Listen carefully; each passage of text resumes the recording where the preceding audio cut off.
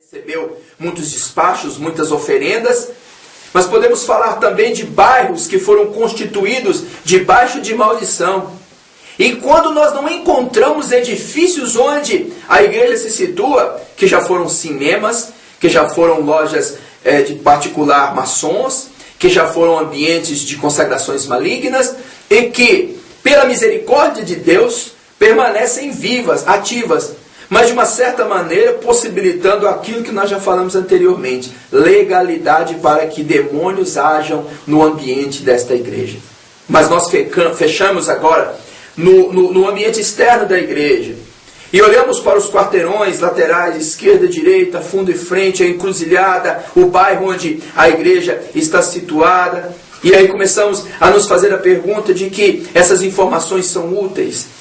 Nós encontramos dentro desse princípio de mapeamento espiritual os trevos de acesso às cidades consagradas à maçonaria, à Rotary.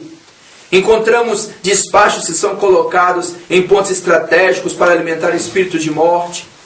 Locais onde, quando é feita uma análise estatística, o índice de acidente é altíssimo, o índice de morte por acidente é muito alto.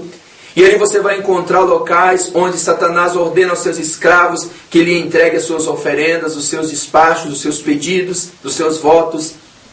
E a igreja muitas vezes se prende no seu ambiente externo, que será material da próxima aula, e não se atém à realidade a qual espiritualmente ela está inserida.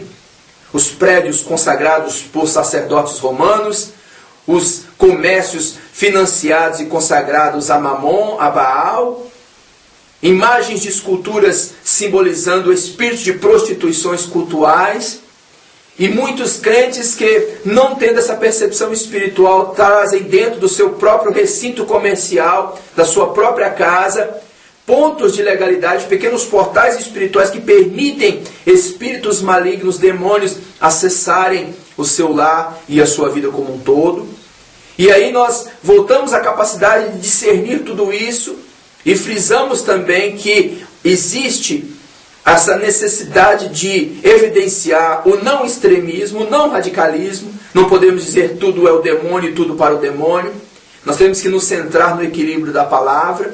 Mas essa lição desta aula hoje propõe realmente que você faça levantamento de informações, para que essas informações te capacitem a tomar decisões acertadas, para que você não seja radical não seja extremista, para que você não tendencie para um lado espiritualista ou tendencie para um lado materialista e perca a oportunidade de se centrar no bom senso e no equilíbrio daquele que está liberto da ignorância, dos paradigmas, da religiosidade, desse extremismo que muitas vezes não nos leva a lugar nenhum.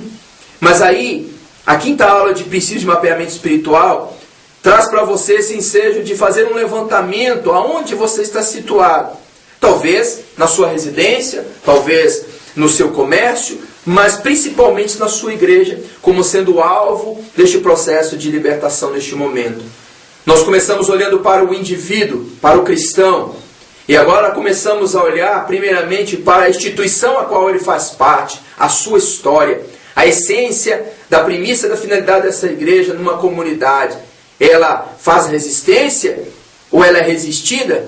Ela cumpre o seu papel espiritual ou ela está sob ataque e sob domínio e sob jugo maligno, onde ministérios essenciais da igreja já estão sob controle de Satanás, debaixo de pecado? O louvor, a intercessão, o púlpito da igreja, o gasofilaço da igreja já foram contaminados pelo pecado, já foram acessados por demônios especialistas em agirem no templo, chamado demônios do templo, que agem com características específicas dentro da igreja. E aí, nós chegamos nesse ponto primordial. Eu não posso aqui, nesta aula, dizer a você as características do mapeamento espiritual da minha cidade de Montes Claros. As minhas informações servem para você didaticamente. Mas e as suas informações? E as informações da sua igreja? No local onde ela está situada?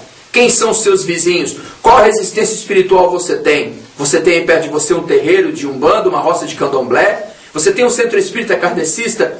Você tem uma representação romana deste espírito de prostituição cultual da própria besta perto de você? diante de você, e você lida com isso com naturalidade, você lida com a evidência de ter Satanás e seus demônios como vizinho da sua igreja, e você transita na sua condição religiosa naturalmente, sem se aperceber que aquilo da parte do diabo é uma estratégia para anular e aniquilar a igreja.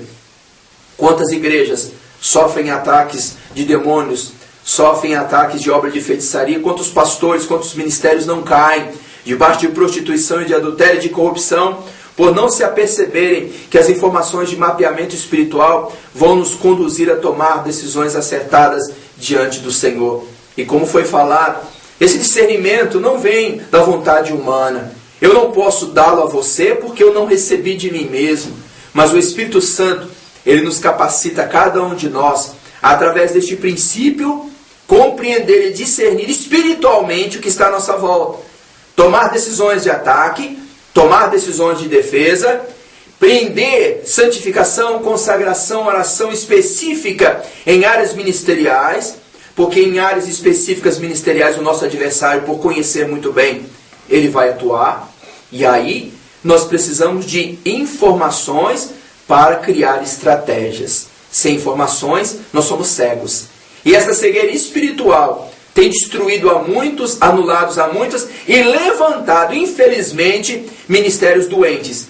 Igrejas doentes que geram ovelhas doentes, que permitem dentro do seio desta igreja a conveniência do pecado. Quantos irmãos e irmãs em adultério, quanto homossexualismo dentro da igreja, quanta corrupção, quantas pessoas que têm o caráter deformado e que entram e saem da igreja culto após culto, sem nenhum tipo de confronto, sem nenhum tipo de possibilidade de cura. Talvez seja até mesmo uma utopia imaginar uma igreja que o pecado não encontre conforto no recinto dela. Mas eu não diria que está na igreja a responsabilidade de tal obra. Eu creio que a obra é do Espírito Santo na igreja.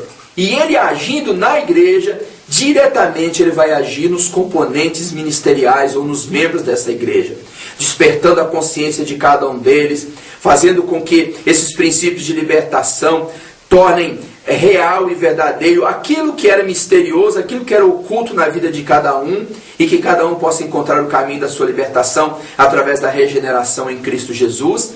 E aí nós começamos a nos posicionar.